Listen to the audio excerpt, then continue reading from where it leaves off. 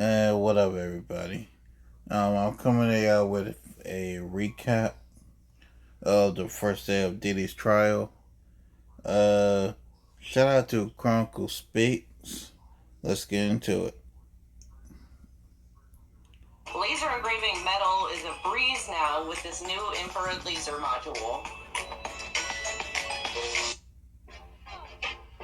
Now, I'm not one to gossip, but I will bring you the tea. Welcome to Chronicle Speaks. Please, I don't have any time for any gossip now. Eh? Yes, we got you.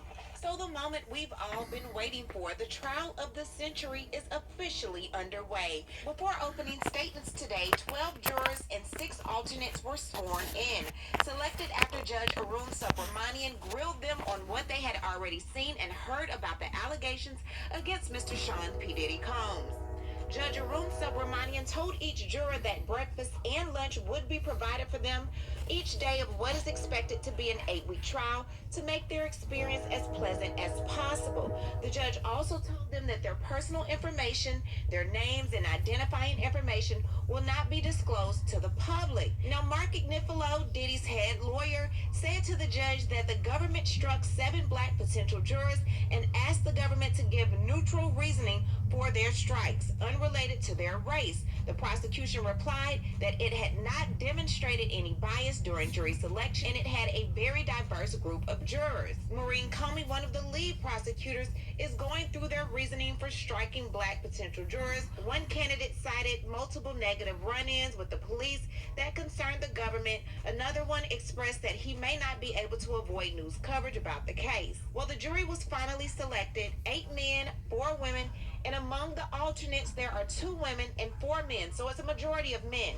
Now, the jurors range in age from their 30s to their 70s. They all live in Manhattan, the Bronx, and Westchester County. Now, the panel includes a massage therapist, an investment analyst, a scientist, and a deli clerk. Several of the jurors reported that they had seen the video of Sean Combs assaulting his former girlfriend, Cassie Ventura, and this happens to be the central incident of the trial. Now, the jury is sworn in, and the judge gives them their basic instructions, including definitions of legal terms. The judge says that just because a witness uses a pseudonym does not mean that their testimony is less worthy of any weight.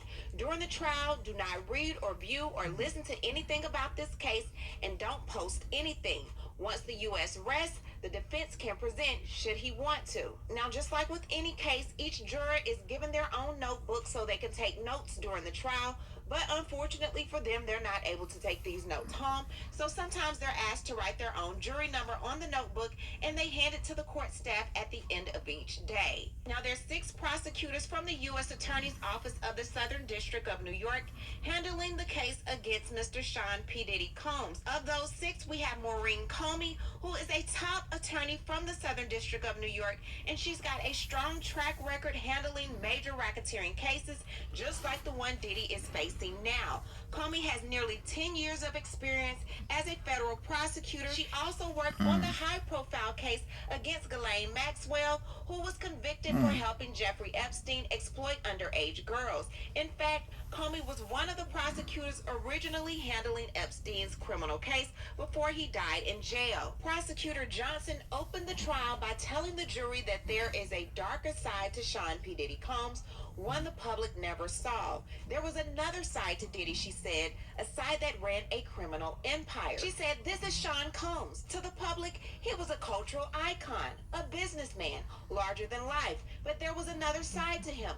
You will hear about 20 years of the defendant's crimes. And she made it clear that Diddy did not act alone. He had an inner circle, bodyguards and top employees who helped him pull it off and keep it hidden from the world. They hid things like kidnapping, arson, drugs, sex crimes. Let's start with one night. He was on the hunt for his girlfriend, Cassie. He forced her to have sex with male escorts while he watched and recorded it. He found out Cassie was seeing another man. Furious, he set out to find Cassie and this other man. With this opening statement, Prosecutor Johnson painted a disturbing picture. Just one example, she said, of many crimes Sean P. Diddy Combs is accused of committing over the years. She goes on to say that he woke up an employee to drive to the house, but no one was there. The defendant didn't give up there. He kept looking for Cassie. When he found her, he beat her brutally, kicking her in the back and flinging her around like a rag doll. But it wasn't enough. He told Cassie, I can release videos of you having sex with male escorts. He broke into a man's house and he beat and blackmailed his girlfriend. These are not his only crimes. Cassie is not the only woman he beat and sexually exploited. These are 20 years of crimes. He had a business, Bad Boy Records, that made him, right? He relied on his bodyguards, chief of staff, who all ran different aspects of his life. The group promoted his power. His bodyguards kidnapped an employee and set a car on fire and dangled a person over a balcony. They delivered drugs whenever he said, including to a woman he forced to have sex with an escort. He transported them across state lines and even out of the country. Let me be very clear. This case is not about celebrities' private sexual preference. This is a criminal. He coerced and even used violence. Now, with this trial, we will follow two women, Cassie and Jane Doe. We will show that he used his lies, drugs, threats of violence to force them to have sex with him in front of male escorts. Now, he called these wild events freak-offs, wild king nights, or hotel nights. His staff organized flights, cars, and hotels. At his direction, his staff set up a room with lubricant and lighting. Staff came in with cash to pay the escorts and drugs. She goes on to say that Sean P. Diddy Combs expected his inner circle to cater to his sexual desires. He sometimes called himself the king, and he expected to be treated like one. The prosecutor said that the company's resources were used to help him sexually exploit multiple women, including by having them have sex with male prostitutes in front of him. She argues that this is not a sexual preference. She says that Combs made women have sex when they didn't want to, threatening them, drugging them, and using violence to coerce them into these sexual desires of his. Cassie Ventura and another woman who they are calling Jane Doe were directed on what to wear, what drugs to take, and then on every step of the sexual activity. He made them take MDMA or Molly and ecstasy, and it made them sick, but it also made them sexually aroused. He directed every step. He expected the women to appear to enjoy themselves. Now, he pleasured himself and recorded the events. Now, Cassie was just 19 years old with a hit song at the time. Cassie tried to work on her music, but the defendant made her turn down many opportunities. She recorded, but he had the final say over the music she released. There was never another album. He hit Cassie in the head and dragged her by the hair. As you will see in this trial, he beat her in the hallway of a hotel to drag her back into a freak-off. Initially, she wanted to make him happy, but then she didn't want to. But the defendant made her. Consequences were severe. He beat her when she would take too long in the bathroom. Defying him would end up in violence. She fled, but he always found her with the help of his inner circle. Cassie's career was in his hands, and he told her he could destroy her career by releasing a video. When he said to have a freak off, she knew she had no choice. She called the escort and put on a performance he wanted. Her safety depended on keeping him happy. The relationship was complicated. Both were unfaithful, but only one of them had the power. He made Cassie do things in those dark hotel rooms. Cassie was not the only one. There was a pattern. Let me tell you about Jane. She was a single mom that started spending time with him in 2020. Side note, many people are saying that this particular Jane Doe happens to be Daphne Joy, which is the baby mother of his nemesis, Mr. 50 Cent. But let's continue. One night, he told Jane about freak-offs, and they made it happen immediately. He took her to a hotel where an escort was on the way. He directed her step by step. Jane thought it was a one-time wild night. She was wrong, but he continued offering a real relationship. Now, Jane wanted the escort to wear condoms, but the defendant did not let them. Jane tried to make it through these wild nights without drugs. The first time she broke down and took ecstasy to finish. Another time she vomited, but he said, go do it again. Jane said, I'm a That's a son of a She bitch. found two men and invited them to join the freak-off so she could choose the men that she wanted to be intimate with. The defendant discouraged her from working. He had the power to coerce her back into the hotel room, and he threatened her with violence. Now, not even a year ago, he went to her house. She was angry. She hit him. He became enraged. She tried to hide. She locked herself in her bedroom. He kicked it open. Then the bathroom, the closet, the guest bedroom. He kicked her to the ground. Now, if you recall, during Diddy's arraignment back in September, Prosecutors referenced an alleged phone call with a woman in which Combs made a thinly veiled reference to continuing his financial support of the woman if she continued to be by his side. He pretty much told this woman, the sex that we had, you wanted to have it, right? This wasn't a freak off. We were doing what we wanted to do, right? He allegedly directed an associate to make sure that this alleged victim's rent was paid on time. He said, don't do anything stupid. Now, the prosecution goes on to say that one night, Sean Combs became enraged at Jane after a dispute over seeing him with another woman. Now, Jane ran around the house trying to escape him, but Combs grabbed her in a chokehold, lifted her off the ground by her neck, and kicked her to the ground. At the end of the ordeal, Combs instructed Jane to call an escort for a freak-off. He made her cover up her black eye, take an ecstasy pill, and perform for the defendant. Now, the prosecution has introduced a third woman accusing Sean Combs of coercing her into sex, referring to her by the pseudonym Mia. Now, the prosecution says that this is a former employee. She will testify about the times that Combs forced himself onto her sexually, including forcing her to perform oral sex and sneaking into her bed and penetrating her against her will. So the prosecution told the jury that an incident at the center of the case represented a pattern of Sean Combs' employees trying to cover up his crimes. This incident is the assault of Cassie in a Los Angeles hotel back in 2016. Now, after the assault was captured on surveillance video, the prosecutor Johnson says that Combs and his chief of staff contacted the hotel security guard to broker a deal. Combs ended up giving the guard a brown paper bag filled with $100,000 in cash and essentially buying the hotel's surveillance footage. Now, we know that any attempts to cover up this did not work because CNN published the footage last year and the jury is expected to see parts of it. So the prosecutor, Emily Johnson, starts to review some of the evidence that the jury should expect, the text messages about the prostitutes, including Combs asking staff for money to pay them. Now, videos of Combs assaulting Cassie Ventura are also included in the things that she's looking at, and videos of some of the freak-offs, which the government says show that Combs was directing the encounters. You will see for yourself the defendant's violence and its aftermath, Johnson said. She ends her argument by saying this: I ask you to do three things. Pay attention to the evidence, follow the judge's instructions on the law, and use your common sense, and you will reach the verdict that Sean Combs is guilty. The judge says, who's for the defense? Teeny Garrigo says, I will. Now, Sean Combs is backed by a powerful and growing legal team led by some of the country's top defense attorneys. Now, his main attorneys include Mark Agnifilo and Teeny Garrigos. Now, Agnifilo, we've all seen his work. We're not really impressed. Teeny Garrigos, we've seen her work as well. She is the daughter of Mark Garrigos, who represented Michael Jackson and Chris Brown. Also on the defense team is Alexandra Shapiro, who is a top appeals lawyer who once clerked for Supreme Court Judge Ruth Bader Ginsburg. Legal experts say if anyone can help flip a verdict on appeal, it's definitely her. And in recent weeks, Combs has brought on even more of a legal firepower, including Brian Steele, known for defending Young Thug and challenging courtroom corruption, and Xavier Donaldson, a seasoned New York trial lawyer.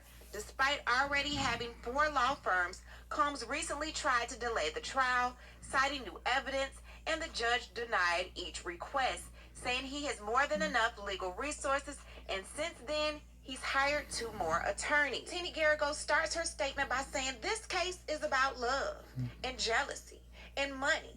They are trying to turn it into a racketeering case, but it will not work. You are the jury. You will evaluate the witnesses, and finally the story can come out. This case isn't about what you heard on the news. Sean Combs is fascinating.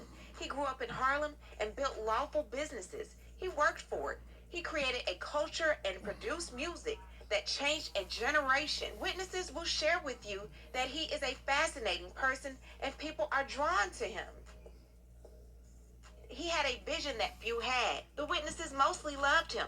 The text messages will show that. He is 55 years old. He is going to be Sean Combs. I am Teeny Garrigos. I am honored to represent him.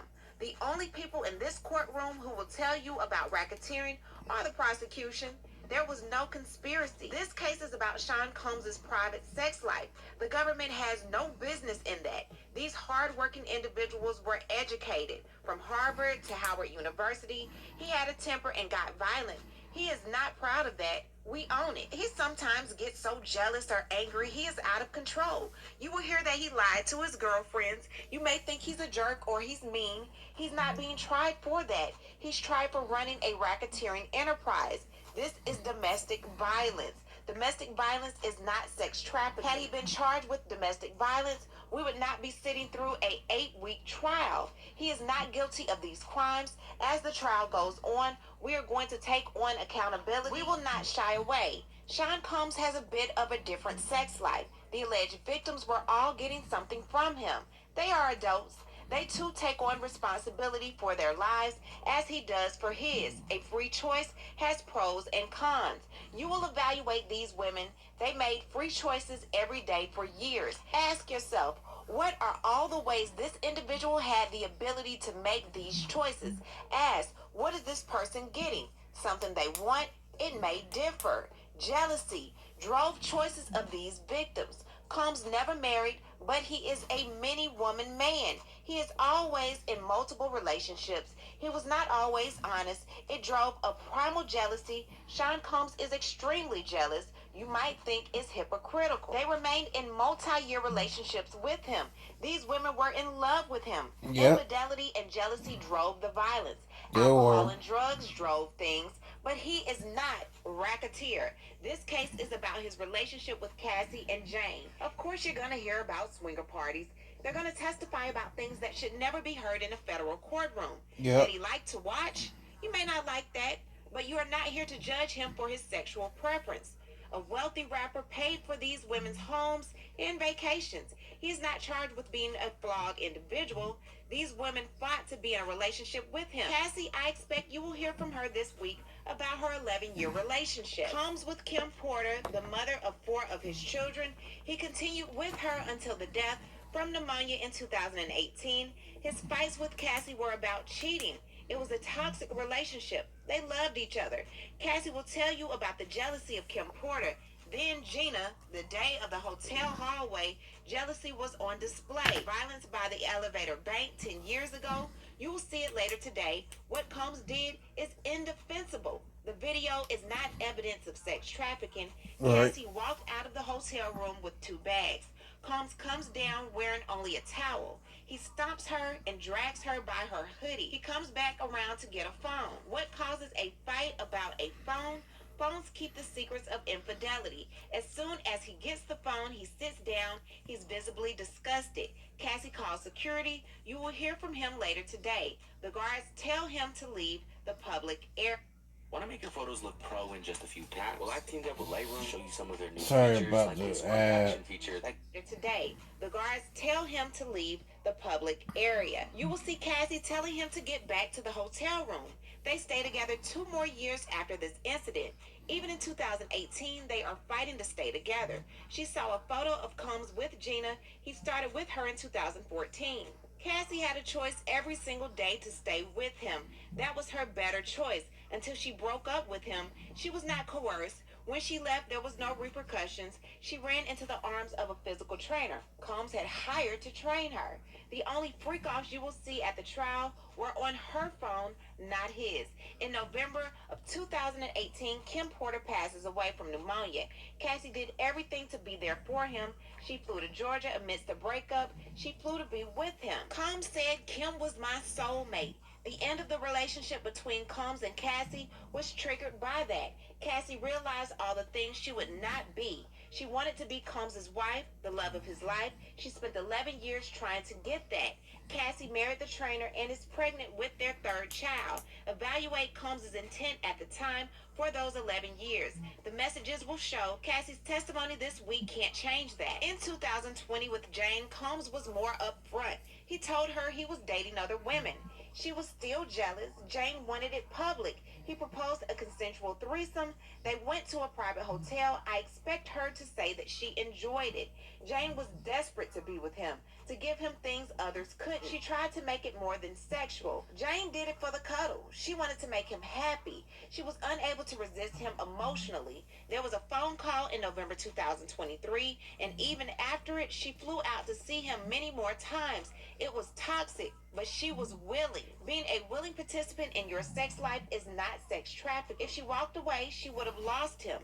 You will see her jealousy. She would see him on social media with another woman, and she would send messages of regret. It's not coerced. She was driven to try to be in first place. This was a way to try to get there. That is not a crime. There was a night a year ago when Jane hit Combs. It was born out of jealousy. He hit her back. She was overcome by jealousy. She slammed his head. After slamming his head on the kitchen counter, months later, she flew to see him and invited an escort. She will call it one of her best nights, a wild king night, whatever you want to call it. This will be hard to watch. They are, in one word, intimate.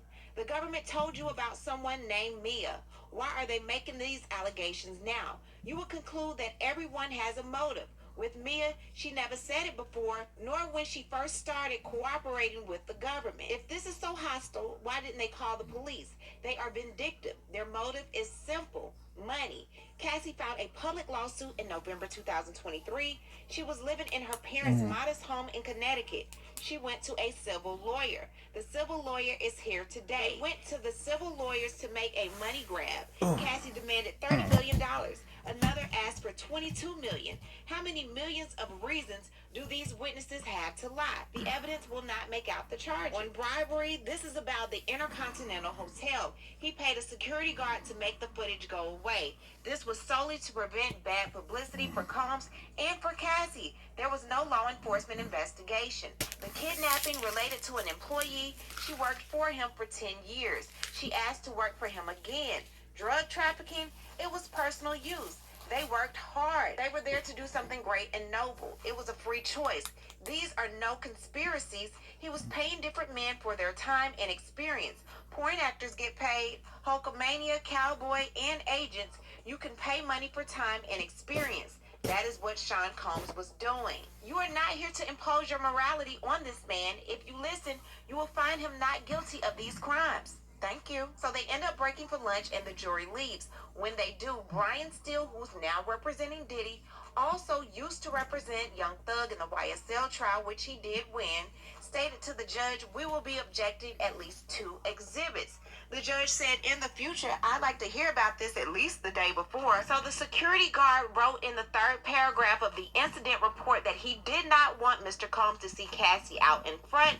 He talks about a co-worker, Addie, Adey, and Mr. Combs is about to yell. That is a speculation and should not go in. The judge said that the objection is well taken and it is excluded.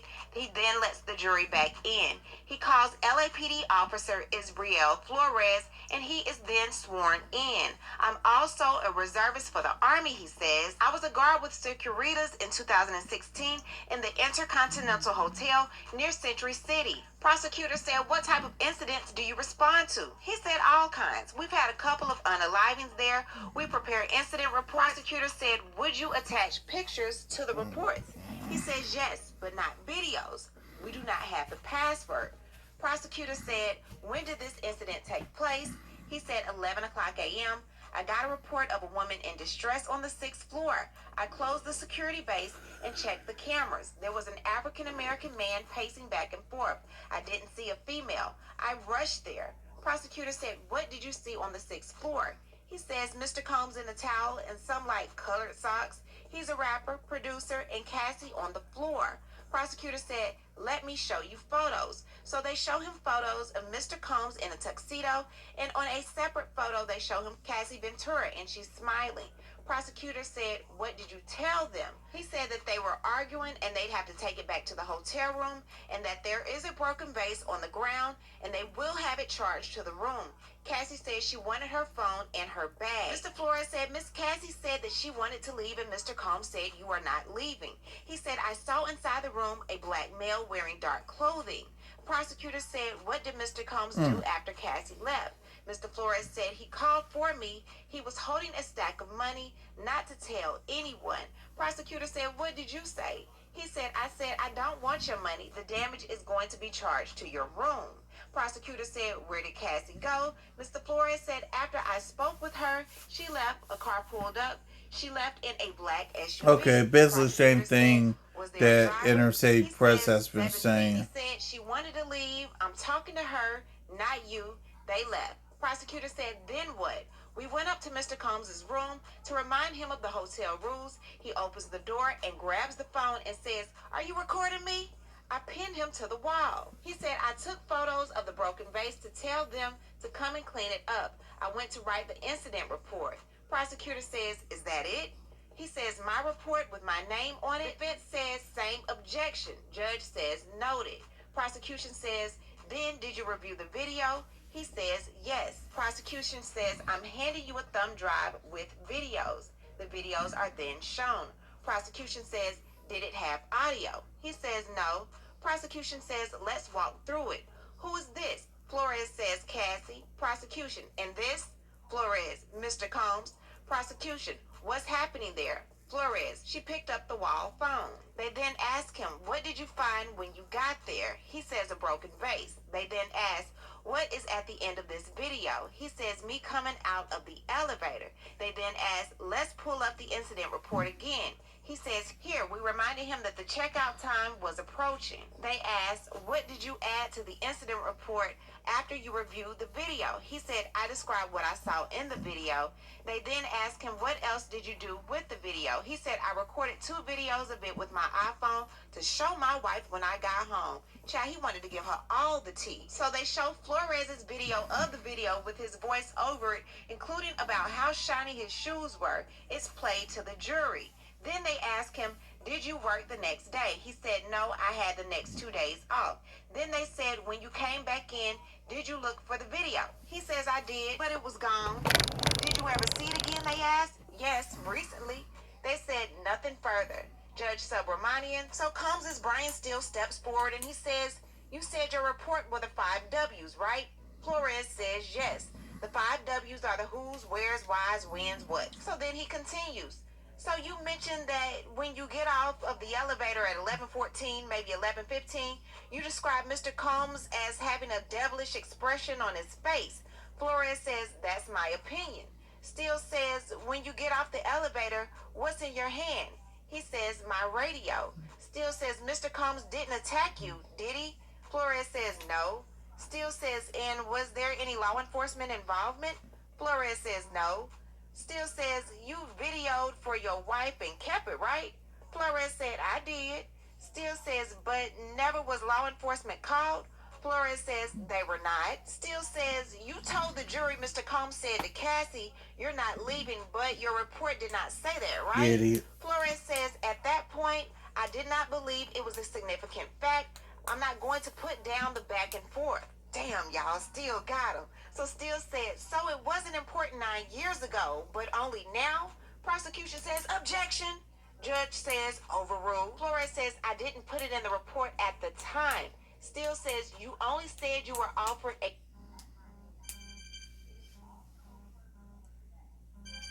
bribe. Hadn't you told him he had to pay for the vase?" Flores says, "Yes."